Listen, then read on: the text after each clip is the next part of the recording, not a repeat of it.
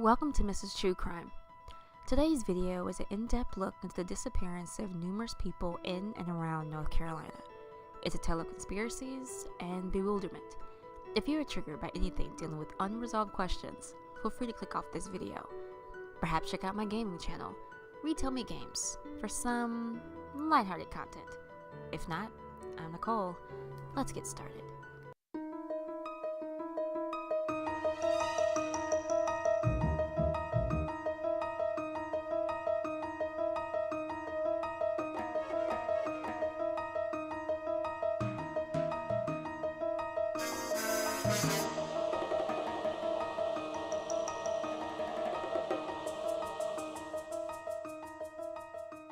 I was born and raised in North Carolina, home of Krispy Kreme donuts, Pepsi, and Vicks Vapor Rub. We're known as the Tar Heel State. Our state bird is the cardinal, our state sport is NASCAR, and our state beverage is milk. Why it's milk, I have no clue, but I hear it builds strong bones. We apparently have the 10th highest population among the 50 states and rank 17th safest state to live.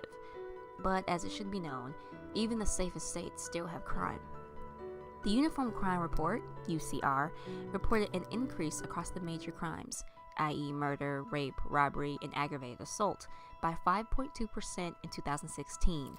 Additionally, missing persons reports were up by 614 in 2016. Half of that number were silver alerts. Silver alerts are amber alerts for senior citizens with Alzheimer's disease, dementia, or other mental disabilities. Coincidentally, one of the oldest unsolved mysteries in North Carolina involved missing people. The Lost Colony story has probably worn out its welcome, but the short version is that the English attempted to form a colony named Roanoke in 1587 in what is now Dare County, North Carolina. They were running short on food and supplies, so John White, the governor, left his settlement of 115, including his wife, daughter, and granddaughter, and sailed to England to get supplies. The trip took him 3 years, and when he returned, everyone was gone. The only clue to their whereabouts was the word Croatian carved in a tree. To this day, no one knows what happened to them. Of course, there are theories. They were killed by a nearby tribe, they tried to sail back to England and things went awry, or they were killed by disease. But what became of the lost colony of Roanoke is only one of the many mysteries surrounding missing people in North Carolina. Layla Lewis Bryan was 36 years old when she and her 4-year-old daughter, Mary Rachel, were reported missing in Carolina Beach.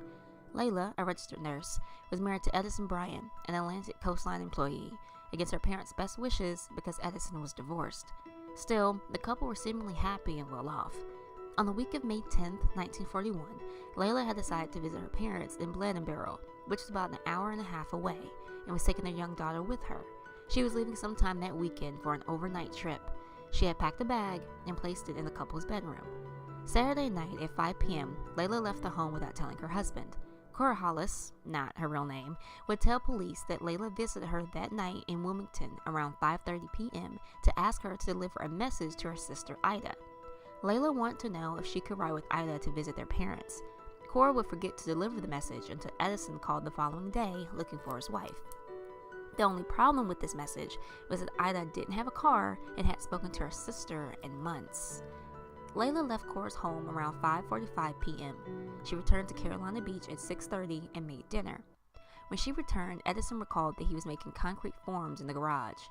At 9 p.m., Layla dressed in a summer print house dress, brown and white shoes, and a green turban, and asked her husband for $2 so that she could go to the nearest store and pick up a brassiere for her trip. Mary Rachel asked to go along, and together the pair got into the family's 1935 black Ford Model A coupe with 219056 license plate number. A few minutes after they left, Edison went to sleep, but was woken up by Barry Lewis, Layla's brother, wanting to say hi to his sister.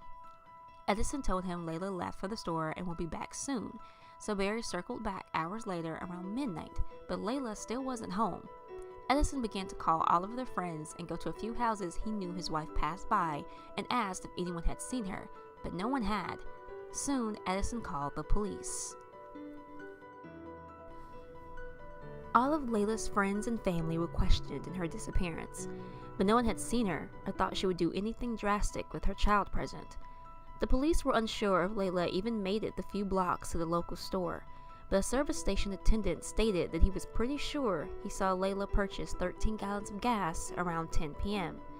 Further investigation would lead to an employee of a drugstore in Wilmington who said that Layla came in and bought a bichloride of mercury, which is poison.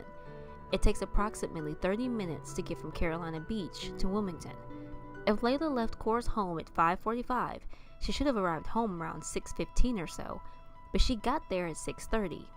Is it possible Layla did in fact go to a drugstore during the 15-minute window, or was the employee mistaken? Another break came in when they found a piece of a car's windshield in Snow's cut. 18 inches of it was in the water, but the cops were unsure of the make and model. They sent the piece of glass to Raleigh for testing, but over the years the glass went missing. Edison died in the 1970s without closure on what became of his family. Layla and Mary Rachel were declared legally dead in 1948. A few of the theories about the case included a murder-suicide, Edison killed them, Layla ran away, or someone else entirely killed them. The oldest unsolved mystery in Cumberland County is the disappearance of Terry Lee Westerfield and his brother, Alan John Westerfield. On September 12, 1964, in Fayetteville, Terry and Alan were dropped off at the Broadway Theater on Hay Street by their stepfather, Army Sergeant Carl Bach, at 5:30 p.m. Bach worked in the Criminal Investigation Division at Fort Bragg and was currently separated from the boy's mother, Margaret Crawford. Margaret was said to be strict, but loving, who constantly told her sons to never wait outside for her, but always inside a building where the employees could see them. So far, that method worked. But when Carl came back to pick the boys up around 7:45, 8 p.m., they were nowhere to be found. Bach reportedly parked in the same spot he had when he dropped the boys off and waited an hour in his car for them. Carl called the police, but the search was at a standstill for a while because the heavy rain from Hurricane Dora prevented much movement. When the rain cleared, the police interviewed the theater workers, who all gave inconclusive statements. Half of the employees said the boys were there. The other half said they weren't. Margaret Crawford and the boys' biological father, Melvin Tom Westerfield, were all interviewed and cleared. Carl Bach's account of the evening were sketchy, though he wasn't charged with any wrongdoing. According to a thread of his 2000 interview, Carl was emotional when the police began to question him, but when he learned he wasn't under arrest, his demeanor quickly shifted. A year after the boys vanished, Carl was shipped overseas, while Melvin Westerfield was said to have committed suicide out of grief. In 2006, Carl was reportedly living in Wisconsin, but it's unclear if he still does or if he's now deceased. No one has ever been charged with the kidnapping or murder of the Westerfield boys, and no one has ever found them. If the two are still alive, Alan Westerfield will be 60 years old. He was 6 when he went missing. He was described as white with sandy hair and blue eyes. Terry Westerfield would be 64 years old. He was 11 at the time of his disappearance, described as white with red hair, blue eyes, and freckles. Of course, because of the nature and age of the case, there have been theories that followed, which included Carl Bach killed them and disposed of their bodies somewhere, the brothers went away because the tension between their parents were hard to take, or they were abducted by a stranger. The name Sherry Lee Truesdale may not mean anything to you, but for the police department in Winston-Salem, it brings up memories of failure. On June 13, 1970, Sherry was 14 years old and described as quiet and studious. She managed to get a scholarship to Mount Tabor High School for a summer fine arts program. Excited about her upcoming academics, Sherry went to the mall to buy school supplies, as well as donuts for her sister, and make a payment on her mother's charge account at Rayless Department Store. She left her home on Pitt Street at 11:30 a.m. to catch a bus downtown.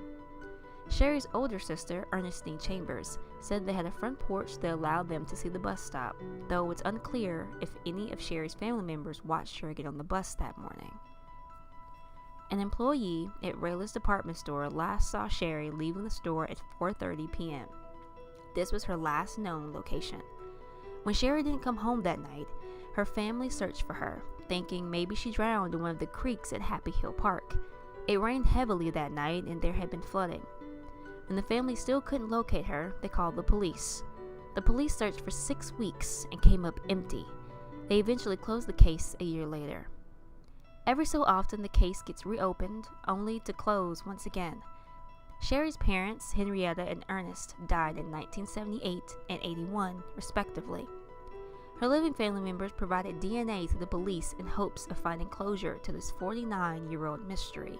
So far, there hasn't been a break in the case.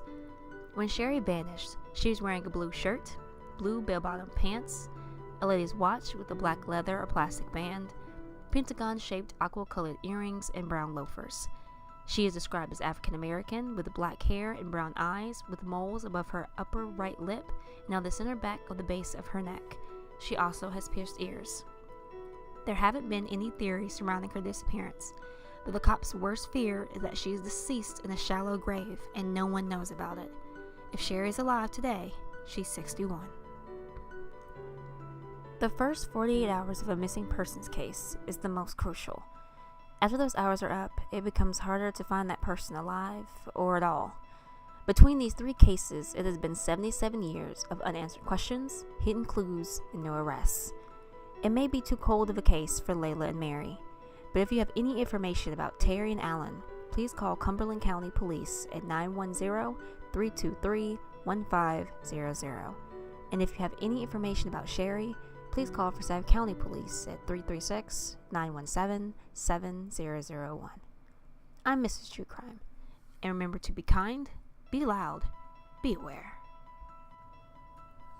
For more information about any of the cases listed, why not check out some of these awesome links? And if you like what you saw on her today, why not drop a like and a comment? Maybe subscribe while you're here. I make new videos every Tuesday and Friday, and you don't want to miss what's in store.